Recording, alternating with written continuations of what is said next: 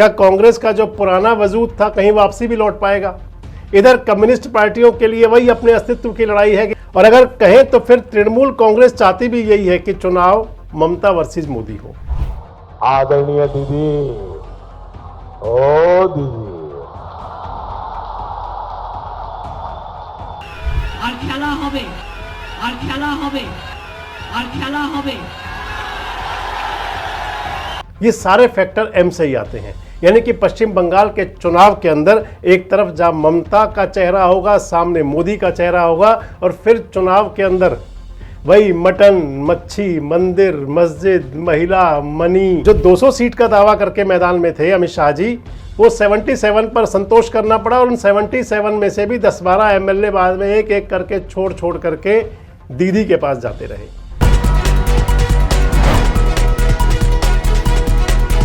दोस्तों नमस्कार, मैं संजय मग्गू और मौजूद हैं देश रोजाना के डिजिटल मीडिया मंच पर। 2026 चल रहा है, और 2026 में भारत के अंदर जिन राज्यों में चुनाव होना है, जो प्रमुख राज्य हैं, उनके अंदर एक पश्चिम बंगाल है। पश्चिम बंगाल एक ऐसा राज्य है कि जो इस समय एसआईआर को लेकर के तमाम घमासान के बीच में है। सुप्रीम कोर्ट कह चुका है कि जुडिशियल ऑफिसर सुप्रीम कोर्ट लगाएगा। इधर ममता बनर्जी एक बार एसआईआर के खिलाफ पैरवी करते हुए खुद सुप्रीम कोर्ट तक आ गई थी। पश्चिम बंगाल के चुनाव की बात अगर कर लें तो आज भी जो चुनाव यहां नजर आ रहा है वो बीजेपी वर्सेस तृणमूल कांग्रेस, और उससे भी ज्यादा कहीं ममता वर्सेस मोदी, वही पुराना वाला फैक्टर। आपसे बात करूंगा कि पश्चिम बंगाल की आखिर सियासत है क्या। पश्चिम बंगाल की सियासत में अब इस बार कहें तो चुनाव के कौन से बड़े प्रमुख फैक्टर हैं।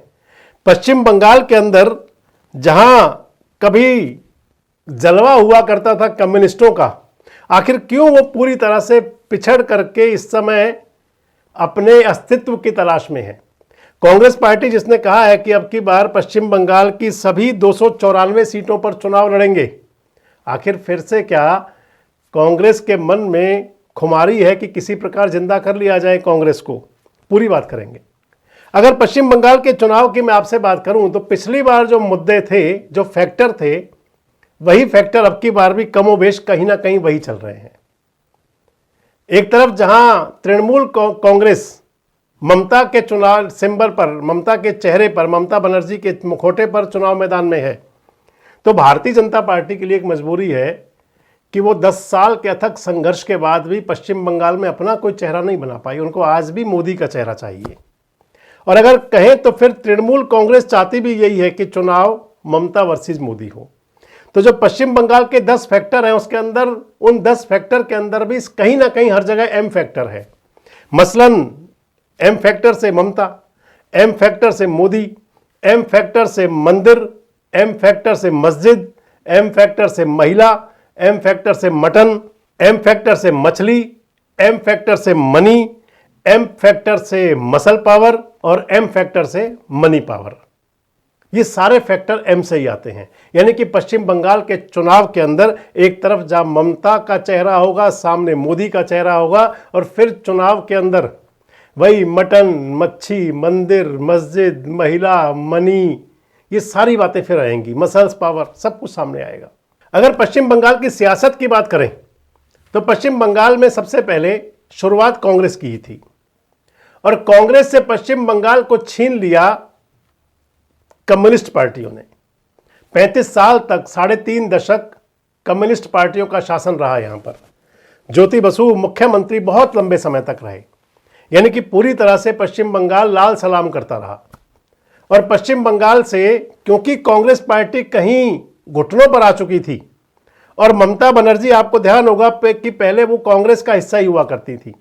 जब ममता को लगा कि कांग्रेस में रह करके दाल नहीं गलेगी, कांग्रेस में रहकर बात बनेगी नहीं, तो फिर ममता बनर्जी ने कांग्रेस को छोड़ दिया, और 15 साल पहले पश्चिम बंगाल से लाल सलाम को, लाल झंडे को, कम्युनिस्टों को पूरी तरह विदाई दे दी।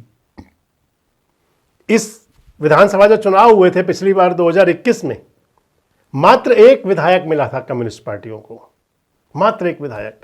225 विधायक तृणमूल कांग्रेस को मिले थे।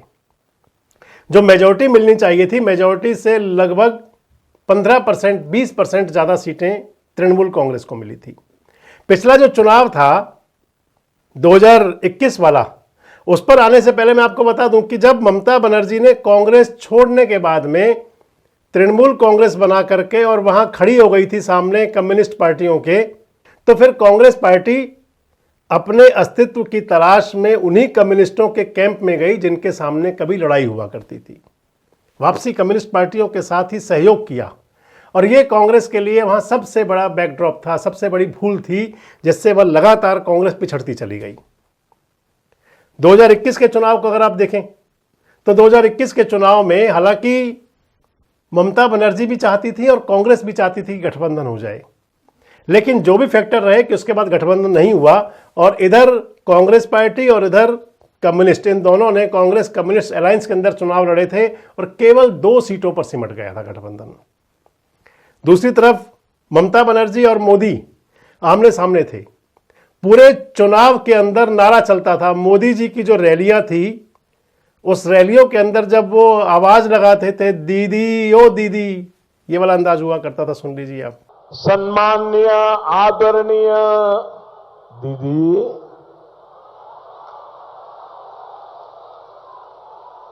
आदरणीय दीदी, ओ दीदी,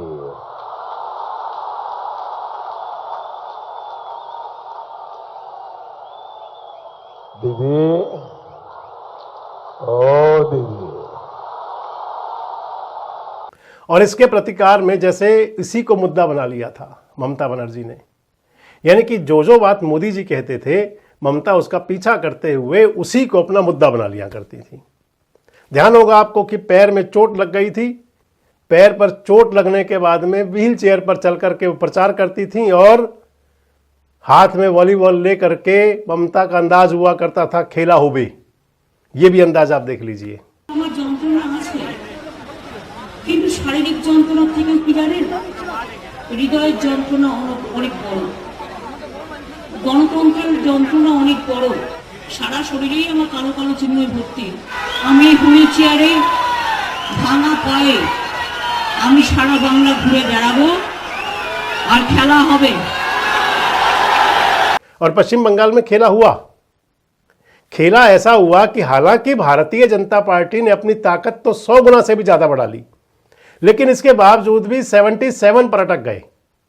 सैकड़ा भी पूरा नहीं हुआ। जो 200 सीट का दावा करके मैदान में थे अमित शाह जी, वो 77 पर संतोष करना पड़ा, और उन 77 में से भी 10-12 एमएलए बाद में एक एक करके छोड़ करके दीदी के पास जाते रहे।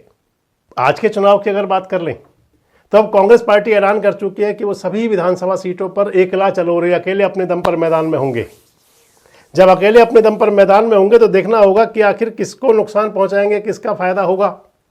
क्या कांग्रेस का जो पुराना वजूद था कहीं वापसी भी लौट पाएगा?